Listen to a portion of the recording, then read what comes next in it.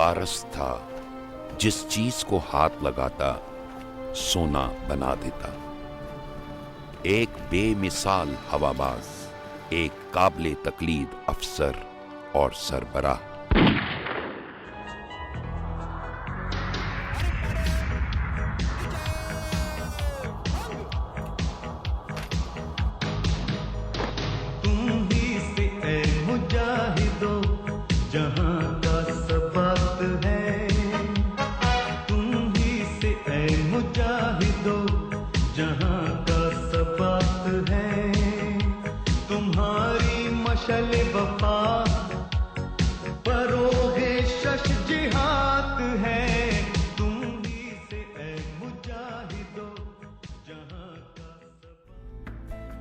नूर खान चकवाल के गांव टम्मन में पैदा हुए।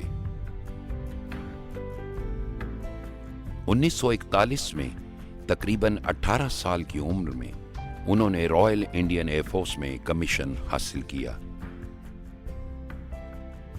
इससे पेशतर उन्होंने royal Indian military college Dehradun में तरबियत हासिल की।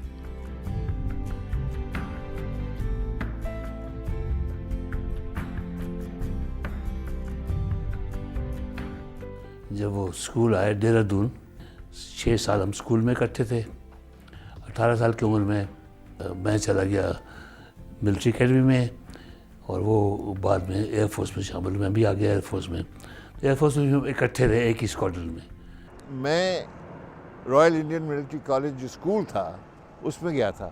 उसमें ये भी होते थे, हालांकि मुझसे 6-7 साल पहले होते थे, कंटेम्प्रेरी नहीं थे, लेकिन उनकी शोहरत बहुत थी वहाँ पर।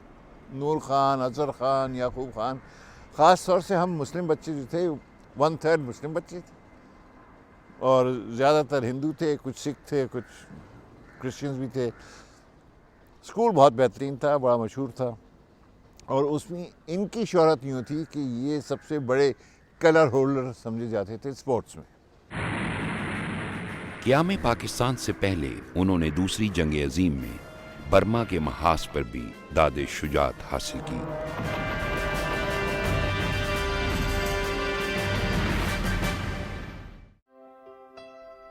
रॉयल इंडियन एयरफोर्स में उन्होंने नंबर 4 स्क्वाड्रन की कमांड भी की। 1949 में वो PAF एकेडमी रिसालपुर के कमांडेंट मुकर्रर हुए। क़याम पाकिस्तान से लेकर 23 मार्च 1956 तक पाक फजाइया रॉयल पाकिस्तान एयरफोर्स कहलाती थी।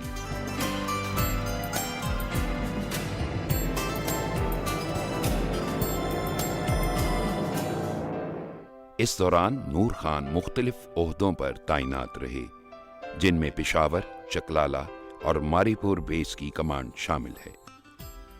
आपने एयर हेडक्वार्टर्स में बतौर डायरेक्टर ऑफ ऑर्गेनाइजेशन खिदमात भी सर अंजाम दी।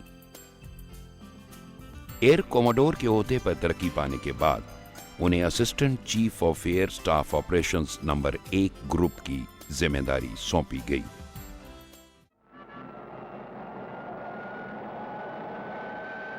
आपने F-86 अमरीकी जहाजों को पाक फजाइया में शामिल करने के फैसले में कलीदी किरदार अदा किया और इसके अलावा पाक फजाइया के फजाई बेड़े में पिस्टन इंजन जहाजों को उस वक्त के जदीद जेट लड़ाका तैयारों से तब्दील करने का फरीजा भी कमाल महारत से सर अंजाम दिया।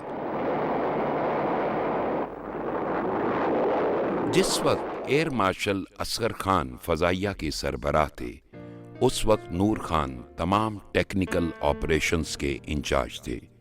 वो एक बहुत ज़बरदस्त किस्म के प्रोफेशनल थे और उन्हीं वजह से जो एयरफोर्स की जो फाउंडेशन थी, ये उस वक्त से लेके आज तक कभी ये हिल नहीं सकती। आज भी उसमें वही ताकत है जो कि उसके अंदर जो रूह डाली गई थी और जो उसको प्रोफेशनलिज्म की एक स्पिरिट दी गई थी। पहले भी इसकी एयरफोर्स रिक्रूटमेंट हो रही थी, इन्होंने इसको जारी रखा और बड़ी अच्छी तरह एयरफोर्स की जो रिक्रूटमेंट प्रोग्राम था और चलाना था, बड़ी अच्छी तरह से अंजाम दिया। He became a model at that delicate phase in the development of the Air Force. Was a boon, and that boon could not be better placed than with the spirit that prevailed in the Air Force at that time. जब चियोन लाई पाकिस्तान तशरीफ लाए तो नूर खान ने अमरीकी thunder Scott की तर्ज पर एक स्क्वाड्रन तरतीब दिया और इस स्क्वाड्रन के साथ दूसरे स्क्वाड्रन्स को भी फजाई करतब और फायर पार्ट डिस्प्ले की मशकें करवाईं। ये 4 जब जहाज़ फॉर्मेशन एरोबैटिक टीम करतब दिखा गई, वो 4 से फिर 7 हुए, लेकिन फिर नूर खान ने कहा कि ये भी काफ़ी नहीं है।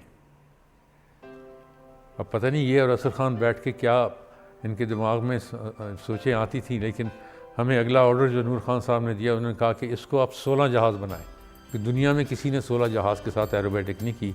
7 या 9 की टीम जो थी वो रॉयल एयरफोर्स की थी, अमेरिकन्स की मेरे ख्याल में 6 की टीम थी। तो वहाँ से ये जो लूप हुआ था फिर 16 एरोप्लेन 16 जहाज़ का फॉर्मेशन एरोबैटिक लूप, किंग ज़ाहिर शाह की वो गेस्ट ऑफ ऑनर थे और सारी दुनिया के एयर एटेशे एम्बेसडर्स वहाँ मौजूद थे और लाखों लोगों ने वो शो देखा और दुनिया में एक रिकॉर्ड कायम किया गया, जिसकी फ़्लाइट मैगज़ीन जो कि अंग्रेज़ों का ब्रिटेन का सबसे बेहतरीन, इनफैक्ट वर्ल्ड का सारी दुनिया में सबसे बेहतरीन aeroplane flight and aeroplane magazine था, उसके कवर पे उसकी तस्वीर आई थी कि दुनिया में पहला रिकॉर्ड कायम किया गया है इस यंग बट चीकी एयरफोर्स, कि किसी और ने उस वक्त तक ये काम नहीं किया था। तो ये सारी मोटिवेशन जो थी ये हमारे लीडरशिप से आती थी। 1959 में कौमी एयरलाइन में पै दर पै होने वाले सान्यों और माली मुश्किलात की वजह से नूर खान को PIA की सरबराही भी दी गई। कुछ ही अरसे में उन्होंने PIA को दुनिया की बेहतरीन एयरलाइंस की सफ में शामिल कर दिया और इसे एक मुनाफा बख्श इदारे में तब्दील करके पाकिस्तान की पहचान बना दिया। We set some objectives. Okay? But basically, we have to compare ourselves with the best in the airline. That is a simple thing. And with that, things started, priorities started falling. उस ज़माने में एक race थी, there was a race for the first jet airline. तो हमें पता था कि ये लोग एयर इंडिया वगैरह जो है ये जेट चलाएंगे और फिर वील फॉलो बिहाइंड। तो नूर खान साहब ने he did a magic activity, जो कि हमको तो मैजिक ही नज़र आती है, कि एक दिन हमने देखा कि रनवे के ऊपर एक 707 बोइंग 707 जो कि बहुत बड़ा जहाज़ था उस ज़माने का, उसमें PIA का कलर लगा हुआ वो रोल कर रहा है। तो व्हाट ही डिड वाज कि ही टुक अ Boeing 707 on lease from Pan Am और वो उन्होंने बिफोर ऑल दीज एयरलाइंस वो चला दिया। तो we started flying 707s well before all these airlines including British Airways, उनसे भी हम पहले आ गए। उन्होंने ये भी तारीख रकम की कि PIA को दुनिया की पहली एयरलाइन बना दिया जिसने हेलीकॉप्टर सर्विस शुरू की। उस ज़माने में ईस्ट पाकिस्तान में तो पानी था, सड़कें थी नहीं, फ्लड्स आ जाते थे, there was no communication. So he came with his usual brain wave, he said यहाँ हेलीकॉप्टर चलाओ। ये कारनामा भी एयर मार्शल नूर खान का है कि उन्होंने दुनिया की एयरलाइंस के लिए चीन का गेटवे खोला। वो खुद चीन गए और उस वक्त के वजीर आजम चियोन लाई से मिलकर PIA का रूट तय किया। तो वहाँ जो पहली बैरूनी परवाज उतरी वो PIA की थी। नूर खान साहब के आने के बाद then we expanded, we started going to New York. तो हमारी लंदन न्यूयॉर्क फ्लाइट शुरू हुई। We started going to south Africa, Nairobi तक के, और यहाँ पे we went to Japan, we went to Bangkok and we really became an international airline. जब उन्होंने पाकिस्तान सर्विसेज लिमिटेड की क़ियादत संभाली तो PIA और इंटरकॉन्टिनेंटल होटल्स को बामे अरूज पर पहुंचा दिया। या तो हो कि जी कोई होटल मैनेजमेंट का कोर्स करके आए हों, फौजी आदमी और फाइटर आदमी एयरफोर्स का, और जब वो मैनेजमेंट की टेबल पे बैठता था तो ऐसे लगता था कि सारी उम्र इसने किसी मैनेजमेंट स्कूल से ट्रेनिंग होके आई है। ग्रेट थिंग इज कि वही पाकिस्तानी हमारे وہی لوگ تھے جن کو آپ برا inefficient فلانا T they were within a matter of 6 months 1 year they were flying high. جتنے ہوٹلز انہوں نے خریدے تھے تو پی آئی اے کے لیے تو ابھی تک تو 150-300 ہوٹلز ہونے چاہیے تھے، مگر جتنے ہوٹلز وہ چھوڑ کے گئے تھے وہ بھی کم ہو گئے. انہوں نے انجینئرنگ کے شعبے کو اتنا فعال کیا کہ دوسرے ملکوں کی ایئر لائنز اپنے جہازوں کی مرمت کے لیے پاکستان آتی تھی.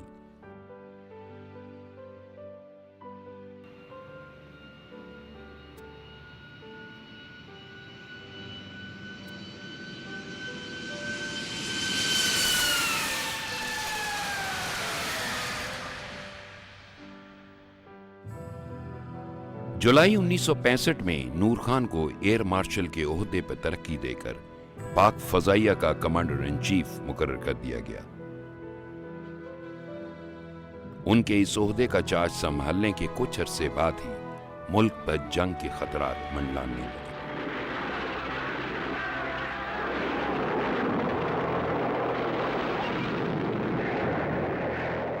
ایئر مارشل نور خان کہنے لگے کہ جب میں جولائی 65 میں جب میں نے ٹیک اوور کی کمانڈ ایئر فورس کی اور ایک بڑی زبردست فائٹنگ مشین میرے ورثے میں آئی اور اس کے بعد پھر جنگ کے آثار شروع ہو گئے and that was his want. وہ تو آپریشنل بندے تھے، وہ تو کہتے کہ یہ ایئر فورس جو ہوتی ہے یہ فلائنگ کلب نہیں ہے، اس کو تو استعمال کرنا چاہیے. پاک سرزمین کو اپنے بہادر اور نڈر ثبوتوں پر ہمیشہ ناز رہا ہے. ایئر مارشل نور خان نے انتہائی کامیاب حکمت عملی سے اس جنگ کا پانسا پلٹ دیا. وار سے کوئی ایک دن پہلے انہوں نے ڈیسائیڈ کیا کہ جی ایک سٹار فائٹر کو بھیجنا ہے to do sonic boom over Amritsar تاکہ انڈینز کو بتایا جا سکے without firing any bullets, without firing any rockets, ان کو ڈرایا جا سکے کہ جی دیکھو ہمیں لائٹلی نہیں لو، ہم آ سکتے ہیں اور بتائے بغیر آ سکتے ہیں، so mind your business and behave yourself. تو میں وہ پائلٹ تھا، تو میں کشمیر کے اوپر کیپ کر رہا تھا، تو I was diverted by orders of air marshal Noor Khan and I went down there and I broke the sound barrier at low level over Amritsar. And he came on the radio and he said کہ کام ہو گیا ہے. میں نے کہا yes sir. He said no, you make a second pass, second sonic boom. So I made a second sonic boom. And اس کا effect یہ ہوا کہ Indian radio came up on the line and they said کہ look 8 F-86s have come and have rocketed Amritsar. Whereas actually it was a single starfighter. تو جو نور خان صاحب کا خیال تھا کہ ان کو ہیرس کرنا چاہیے اور ہم کر لیں گے وداؤٹ فائرنگ اینی تھنگ، وہ ہو گیا. 1965 کی جنگ میں اپنے سے 3 گنا بڑی ایئر فورس کو نہ صرف شکست دی بلکہ اسے ناخن چنے چبوائے.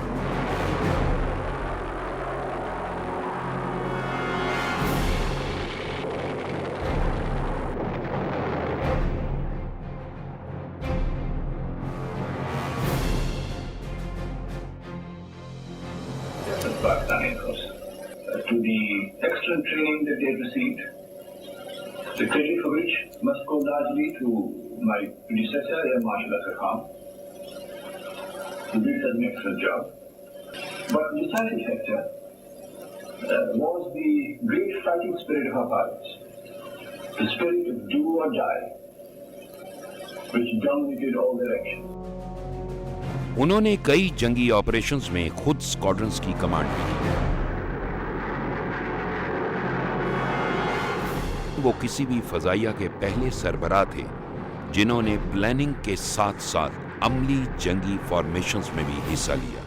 انہوں نے گروپ کیپٹن زاہد بٹ کو کہا کہ آج پہلی سارٹی جو ہے آج رات کو 12 بجے کے بعد آپ پلان کریں جو کشمیر کی ویلی میں جائے گی. ٹیک آف کرنے سے پہلے کمانڈر چیف کاکپٹ میں چلے گئے اور پائلٹ کو کہا کہ چلو، اور انہوں نے نیویگیشن بہت ایکوریٹلی اور بہت پروفیشنلی کر کے یہ وادی میں پہنچ گئے.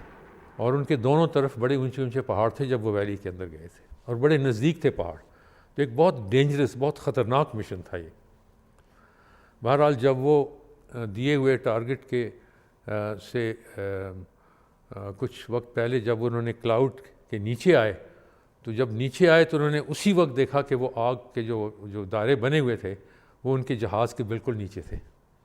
اب سوال یہ پیدا تھا کہ اگر وہ سپلائی ڈراپنگ اس وقت شروع کرتے تو وہ کئی میلوں جا کے دور گزرتی. اور زاہد بٹ نے پھر فیصلہ کیا کہ یہ مشن جو ہے اس کو ابینڈن کرنا پڑے گا.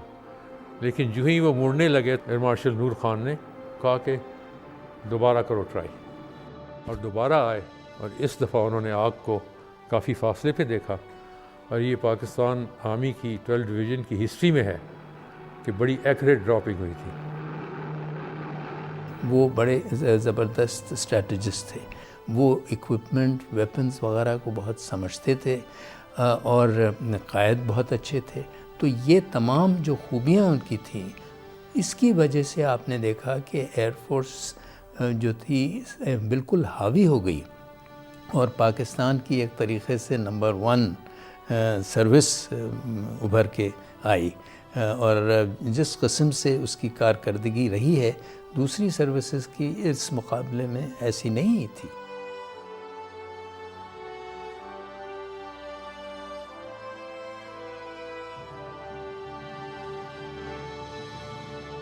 He was a unique commander, believed in upfront leadership. There was no attack on the army, organized air attack or ground attack supported by air. Something had happened in the Indian command that from the air point of view, it was silence, and our Air Force said, give us tasks, we will do whatever you like. We command the air.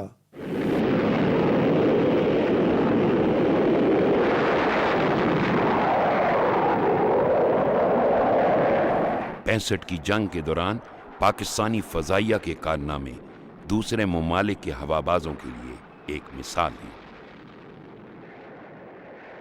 India Pakistan کی وار ختم ہوئی تو اس وقت Americans نے embargo لگا دیا. And embargo لگانے سے یہ ہوا کہ F-86 جو تھے ان کو ریپلیس کرنا پڑا.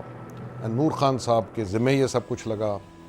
150 MiG-19s called F-6s انہوں نے چائنا سے پروکیور کیے، اور نہ صرف پروکیور کیے، ان کی مینٹیننس فیسلٹیز، ان کی شاپ فیسلٹیز، ان کے اسپیئرز، لاجسٹکس، ان کی ٹریننگ آف پائلٹس، یہ سب کچھ کیا. اور میرے خیال ہے 7 یا 8 F-6 اسکواڈنز تیار کر لیے. Within 2 years time strike aircraft کی ریپلیسمنٹ کے لیے انہوں نے میراجز کا کانٹریکٹ کروایا. Pakistan Air Force became at the pinnacle of its power again.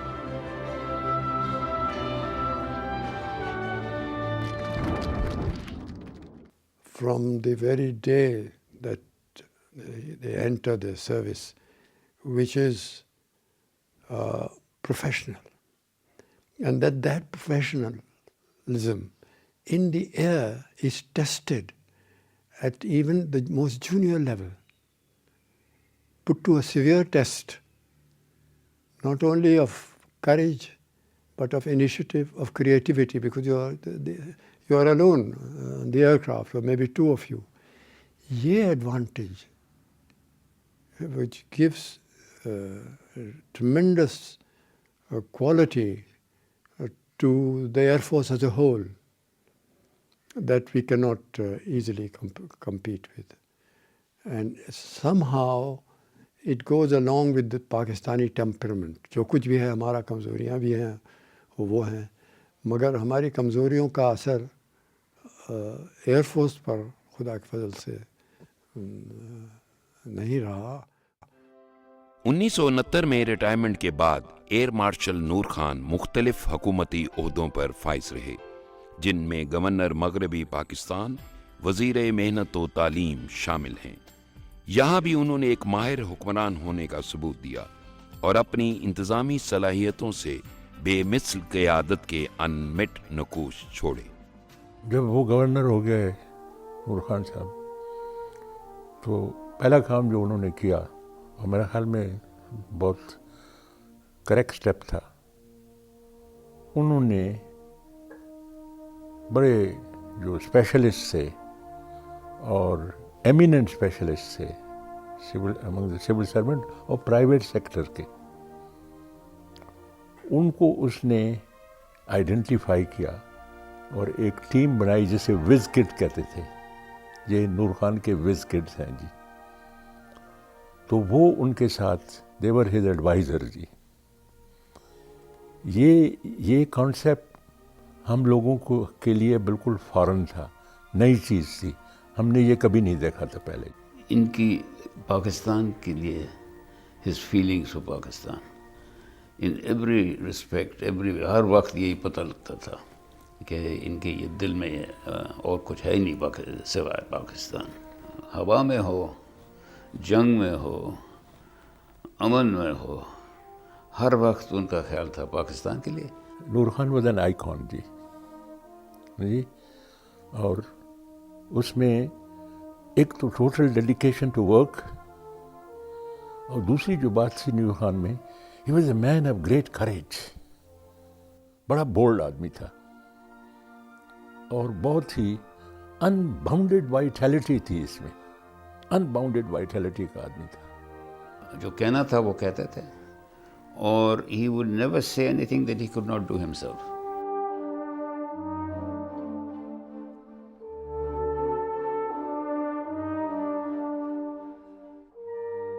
Sports مین ہونے کے ناطے کھیلوں سے ان کی قدرتی وابستگی تھی. یہی وجہ ہے کہ اسکواش، کرکٹ اور ہاکی کو انہوں نے وہ کچھ دیا جو بعد میں کسی سے بھی نہیں سنبھالا گیا.